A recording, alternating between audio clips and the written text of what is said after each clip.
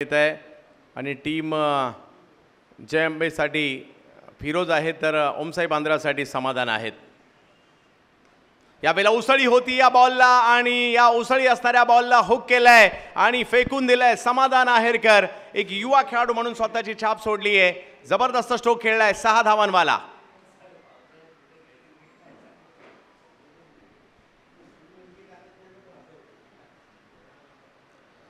चेंडूवर नजर ठेवली आणि उसळी थोडीशी जास्त होती, त्याचा फायदा या ठिकाणी घेतलाय आणि षटकार या ठिकाणी ठोकण्यात यशस्वी राहिलेले आहेत ते म्हणजे समाधान आहेरकर। धावसंख्या 20।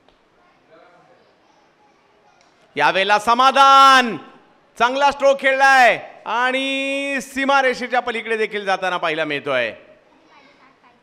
1 बॉल आणि 8 धावांची आवश्यकता। क्रिकेट हा चमत्काराने भरलेला खेळ आहे, असा काही चमत्कार आता इकडे होईल का? समाधानने मात्र या ठिकाणी स्ट्राइक घेतली आणि त्यानंतर मोठा स्ट्रोक खेळलाय, षटकार ठोकलाय। 1 बॉल आणि 8 धावांची आवश्यकता मॅचला जिंकण्या।